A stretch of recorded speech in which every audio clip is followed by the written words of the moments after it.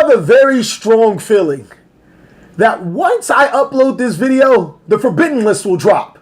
And that will make me an extremely sad panda. Why? Because I want you guys to take advantage of these 5 strategies, these 5 competitive strategies that you guys can invest in and will not be hit by the Forbidden List. I know, it's like I have a sixth sense on telling you guys competitive decks that are untouchable. I'm TheCaliEffect, and if you guys want to see more videos like this, then go and destroy that subscribe button. But more importantly, go ahead and hit that notification bell because, well, we just too strong. I also want to take a special time to give a special thanks to every single one of my Patreons. Now, I know I called you guys special twice, but I don't mean it in an unspecial way.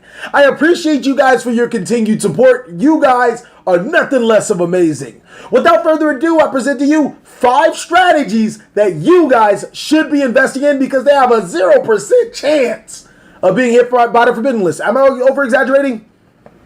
I mean, everything has a chance, but the likeliness of this, you're almost like you have a shoe-in. Like, you'd be like ignorant not to get it.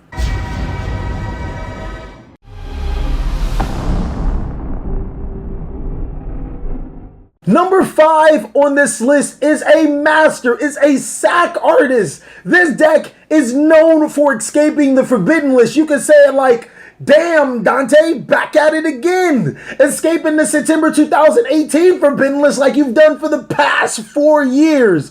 Burning Abyss is an insanely powerful deck. Whether you're using cards like Notoria Beast to lock out spell cards on your opponent's side of the field, some of the most powerful cards in the game, or summoning monsters like Blackluster Soldier, 3000 beater that can attack twice, in worst case scenario, it can rid of any threat on your opponent's side of the field. Man, this deck is extraordinarily powerful. Now, it does have a 50% win rate on YuGiOh scope, but I think that's more attributed to players not playing Burning Abyss correctly than its actual potential. Couple that with the fact that Burning Abyss is damn near a legacy deck and it just won't stop receiving support, I think it'll be a prime contender for our next format.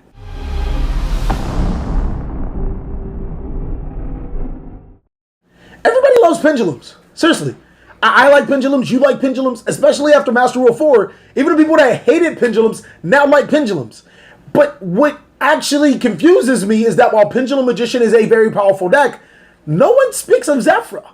Zehra is insanely powerful. One could even say that Zehra is more powerful than Pendulum Magician, and here's why. Zehra makes the best negate boards. I mean, having cards like Zehra Strike that's searchable inside of the deck, that's a little borderline crazy. Not only mentioning that this deck can actually make cards like True King of All Calamities, ripping cards out of your opponent's hand through X-Saber Gotems, this deck is a lot better than when people like to give it credit. It's one of the very few Pendulum decks that can use hand traps, and it's one of the most searchable Pendulum decks through Oracle of Zehra, Zehra Providence, and Zhang Zing Zehra Nui. I really think that Zehra doesn't get enough shine. It doesn't get any shine, actually. According to YuGiOh Scope, there's like nobody playing it. Like, that blows my mind. But Zehra really is a good deck, and even more importantly, it's not going to be touched by the Forbidden List. Like, negative 0% chance if that existed.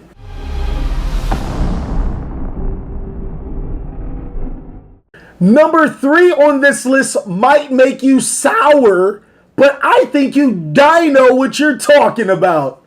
That's right. I did that. Dinosaur has a 54% win rate on YuGiOh Scope. Not a bad number. Winning a little more than it would lose. I can like that. Especially since it has one of the arguably the best boss monster in the game inside of Ultimate Conductor Tyranno. Being able to summon itself for practically free and flip all your opponent's monsters face down. Psh, if there was ever a shower scene in Yu-Gi-Oh! Ultimate Conductor Tyranno is definitely Bubba. Like, there's like no ifs, ands, and buts. Dinosaurs are also one of the most versatile decks. Being able to abuse cards like Giant Rex and Soul Eating Overreactor, or did I say it right? Overreactor? I think I'm supposed to say it Overreactor. But being able to abuse cards like that in any deck, whether it's True King, Shadow, or Pure, the deck also has so many options when it comes into the extra deck, whether you're summoning Logia, Dalka, True King of All Calamities, Notoria Beast, it has options. I think that this is a prime candidate, or should I just say it's a Dino candidate for winning in the next meta.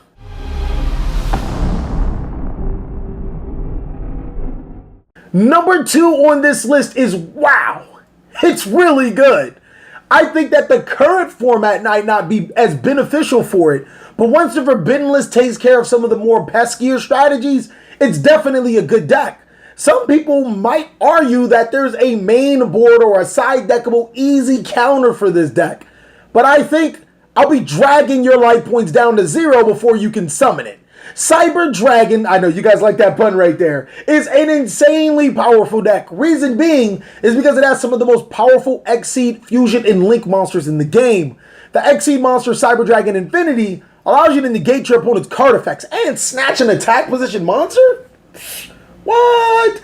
The Fusion monster Chimera Tech Rampage, why does that card exist? Like, read it. Just read it.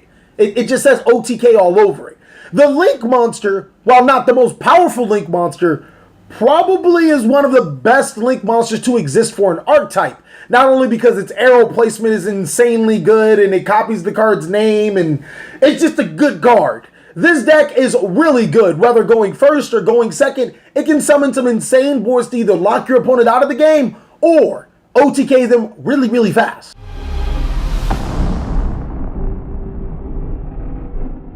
Like number 2, I forgot to mention that it does have a 50% success rate, but both of these decks are primed to enter the next format of dominating the entirety of the Yu-Gi-Oh card game. Now, there are some honorable mentions. I'm pretty sure you guys can post them down below in the comment section. What decks do you think are prime examples of cards that you should buy or strategies you can invest in that won't be bit by the Forbidden List? These are I'm 1000% confident in. But Crusadia is the king of Yu-Gi-Oh! In my opinion. I still stand by that this is a tier 1 deck, especially with the Forbidden List looming around. It's almost untouchable. Could you touch Sky Strikers? Yes. But there is this wonderful card that this deck meshes well, or group of cards called Kaijus.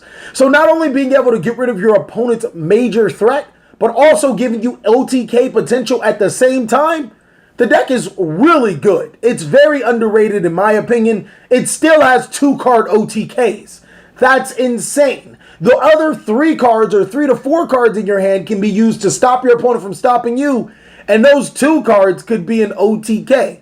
And added with the fact that this is a newer deck, it's still getting more support. How can you not be in Crusadia's favor? The fact that it's also one of the cheapest, most competitive decks out right now, man, what are we doing right here? I'm giving you gold. Thank you guys so much for watching another segment of the Cali Effect. I really hope you guys enjoyed this video. If you did, go ahead and give it a like. And if you didn't, let us know down below in the comment section what we could do to be better.